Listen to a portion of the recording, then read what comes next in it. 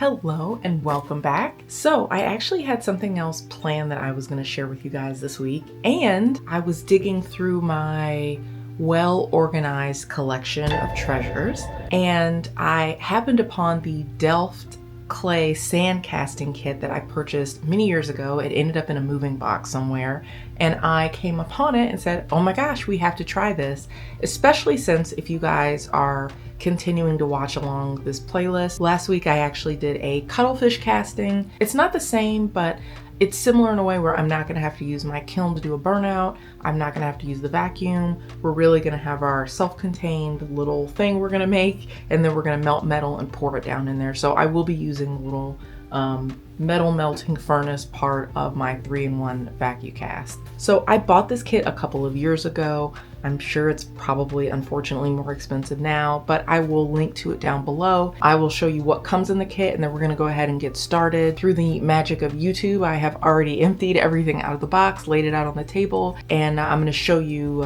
what's going on in here. Let's get to the table. So even though I haven't done this before, I have seen other people do it, so I said, let's give it a shot. I have just like a baking sheet here that I put some foil on, just so I have kind of an area to work on, because I think this might end up being a little bit messy. Because this is clay, I didn't want to put this in my little pumice pie pan because I didn't want to end up getting pieces of the pumice stuck in the sand. So clay, mold. I have a little cup of cornstarch right here. I think you're supposed to use jeweler's talc. I don't have any of that, but Reddit told me that I should be able to use cornstarch. If it's wrong, you'll see it go terribly wrong today, and I'll share that with you. I also have an X-Acto knife here.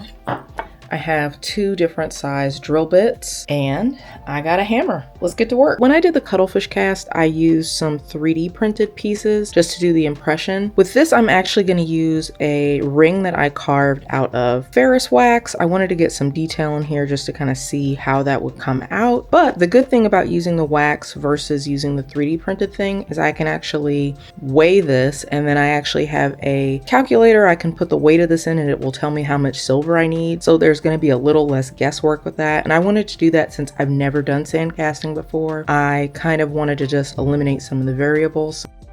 So there are 2 pieces to this. One looks bigger than the other. So it's telling me that this part with this lip needs to go down, face down onto a flat surface. Let's get the clay out of the bag, and then we're gonna make sure to break it up. Make sure there's no clumps. I've had this for a while, so hopefully it's not dried out. All right, we got this open. This doesn't seem very dry, but I'm gonna try to break it up a little bit just to make sure it's not lumpy. I'm not sure how much of this I'm going to need. Anybody who's more experienced than me, is this supposed to smell like Play-Doh? Because it sure smells like Play-Doh. Okay, I'm not feeling many lumps in this part, so I think I'm gonna go ahead and start packing it down into this bottom part.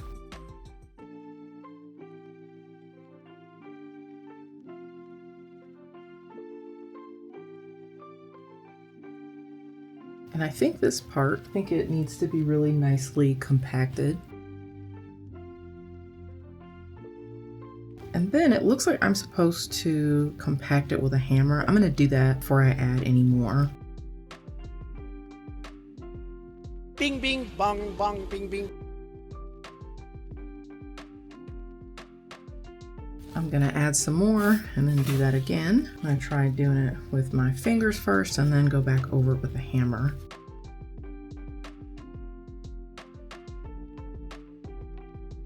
Bing, bing, bong, bong, bing, bing. I'm gonna add just a little bit more so it's nice and smooth. I want it to look just like the picture, even though I think we might actually be flipping this upside down, but you know what? When in doubt, follow the instructions, right? Bing, bing, bong, bong, bing, bing. So that's pretty compact. It is telling me to go ahead and remove the excess clay with a ruler.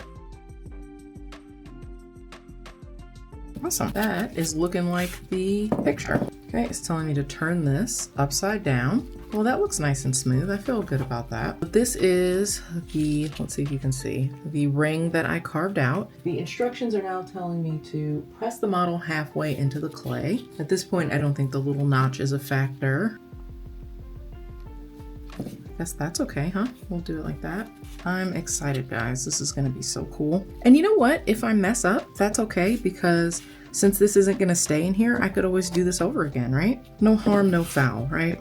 I would say that is probably maybe even a little bit more than halfway at this point, but I think that is looking good. So at this point, it's telling me to go ahead and put a little talc powder over this. All right, here is where the cornstarch comes to play.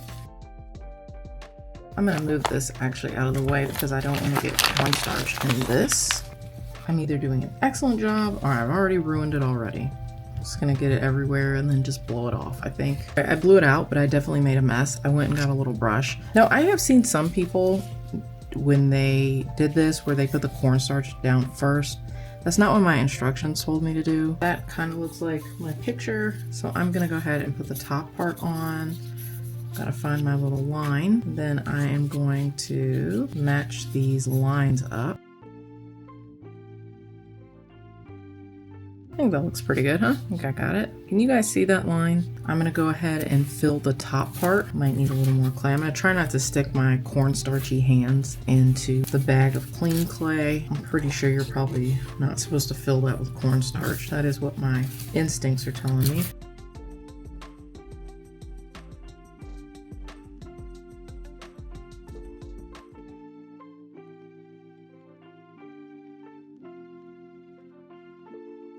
Bing bing bong bong bing bing. A little more over here.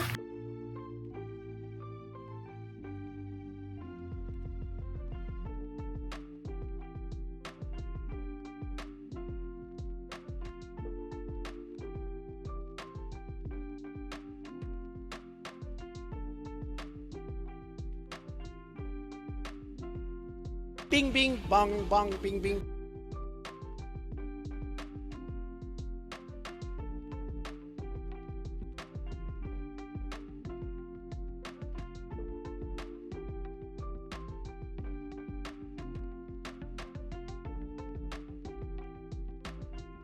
The moment of truth. So here's where things are lined up, and I am going to try very, very carefully to separate these. Okay, that's not too bad, right? Let's get it close up so you can see. So this is the bottom part. You can see what detail came through. So I might actually get some of that detail. And then this is the top part where the ring is. So I'm gonna grab some tweezers to pull this guy out. It looks so easy when everyone else does it, huh? That is really in there. Let's try a knife or something, huh? Oh, you know what might be good? I try my soldering pick. There we go.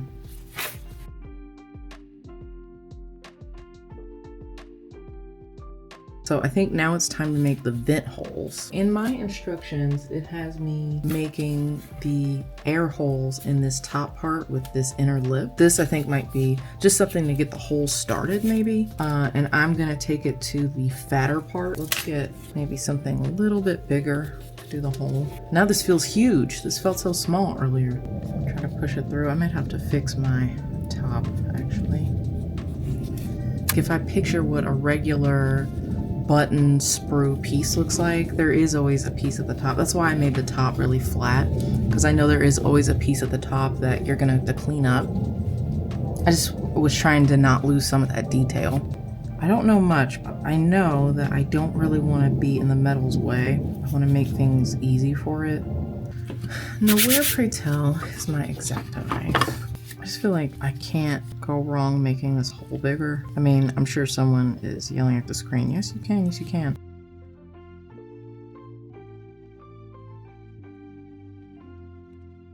So here is where YouTube differs from my instructions. My instructions have me poking 3 additional holes, I believe. Yep, 3 additional holes all the way through with the drill bit. So 1, 2, 3, and then drawing a line all the way through. But I have seen a couple people only poke 1 hole. I think I'm gonna just try doing it with 1 hole because it just needs enough for the air to escape. So I'm gonna do it down at the bottom. I'm gonna do the same thing I did last time where I started with the solder pick and then I'm gonna go through with the drill bits.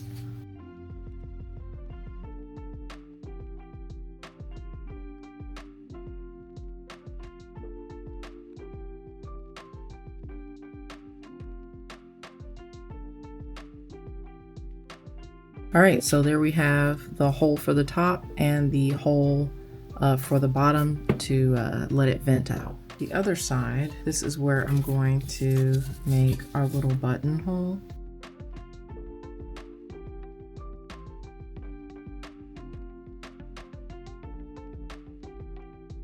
I feel like I've overdone it. You're like, I'll just take a little off the top, just a little off the top. Before you know it, you got bangs. I think that looks okay. I'm gonna run the drill bit through it again, the fatty. Pretty big hole there, so hopefully that will serve me well. Let me actually take the back end of this, and I just don't want any impediments. I'm not really sure how this is gonna go. I'm not pushing too hard. I'm just kind of smoothing that out on the top so that the metal knows it is welcome.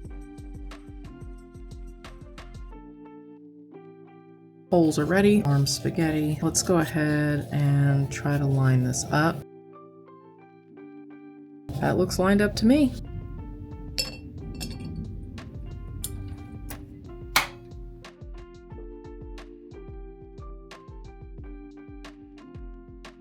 I put the rest of this in a Ziploc bag. It seemed like a good way for it to not dry out. Let me know if you guys know a better way of storing this, but otherwise it's going to be Ziploc for now. Some of this clay on the side, I hate to waste it. You guys maybe can't see it. I feel like I got a lot of cornstarch in there, so I think I'd rather err on the side of caution and just chuck it. So this was not listed in the instructions to do before pouring, but I saw someone else do that. If I remember whose video I watched, I will definitely link it in the description, but they put something under this so that it was tilted back a little bit in order to get the metal flowing. This is just like one of the little pieces of kiln furniture, and this is usually what I use to prop my flask up in the kiln when I'm doing the burnout process. They work. Let's do it. Wish me luck. Whatever I need, Tinkerbell claps, crossed fingers, thoughts and prayers.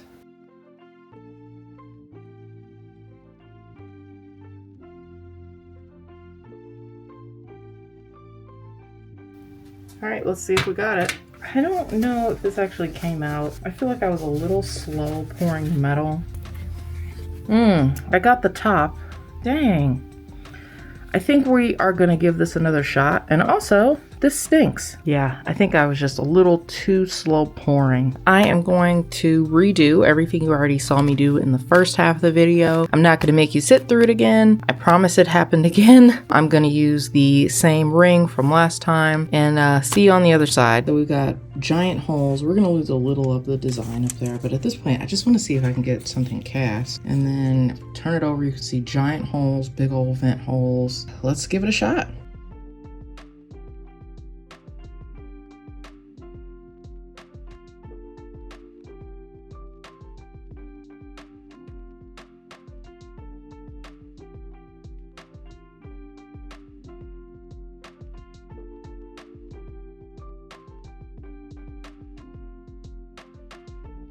Well, I'll tell you right now, a button looks like a good sign, right? So let's hope that this actually works. We can get this. Oh no. I have tried several times to cast this. I've tried screwing it or putting the channel in different places. I just have not had much luck with this. I'm not gonna give up though. I'm gonna try a few different things. Let's try some different casts and see if I can get something out today. These are a pair of earrings that I 3D printed, and these are flat backed. So I wanna see if I'll have a little more luck. We can still test out to see what kind of detail I can get. So I'm gonna push these in there and see if I can kind of sprue it from the top. Just see if I can get better luck casting something like that. I want a little success today.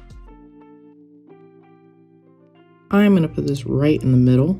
I think if I put it right in the middle, I might have better odds of distributing the silver. Before I pour again, I just wanted to say I decided to be extra safe and careful, and I put a few extra vent holes in here. I'm thinking that might help the metal flow a little bit easier if I added a few extra of those.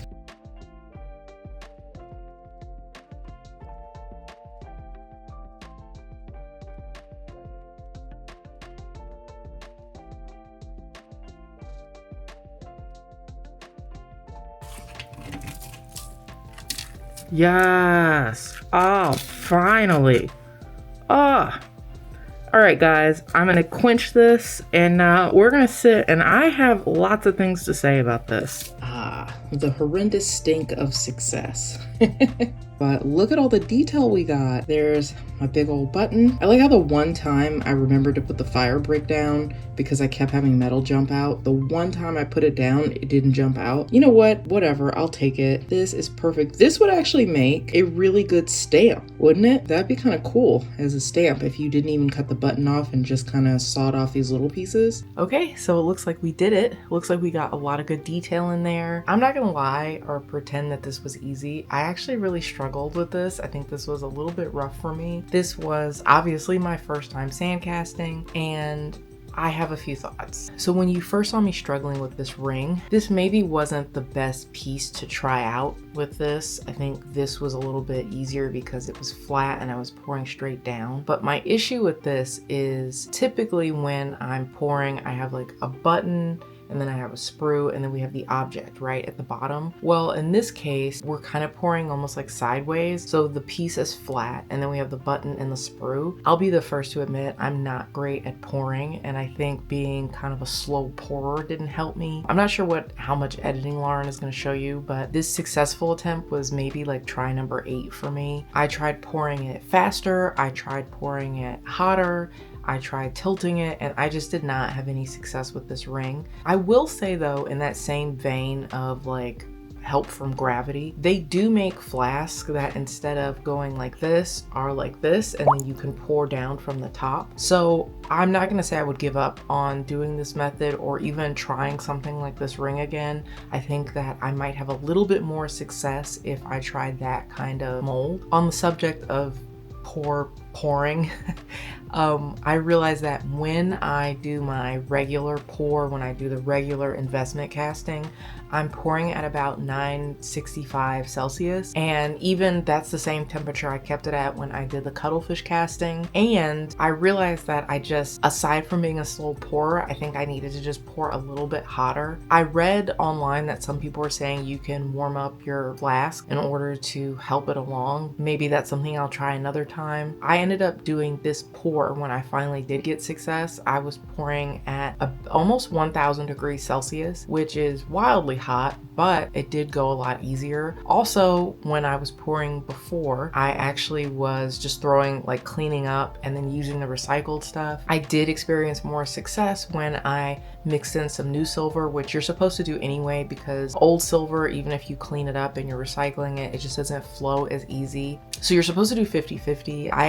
Realistically, I think in this case, when I had success, I ended up doing 70% recycled, 30% new. Another little tip I think helped, when I first started trying it, I had seen other videos where people just did one vent hole, and that was probably my lowest success. I had the least amount of silver flow with the one vent hole. It's probably just beyond my skill level or something, or it could have been the piece I was doing or where I sprued it up. I did, when I was trying to troubleshoot the ring, I did try spruing it in different places. That didn't help.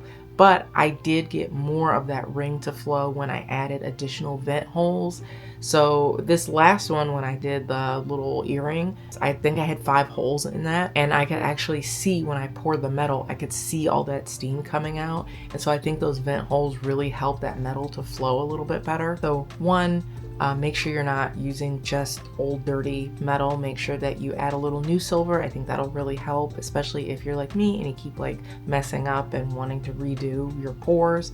2, I would say make sure that you have a big enough buttonhole and that you also have enough vent holes and there's lots of air for that, the gases to release.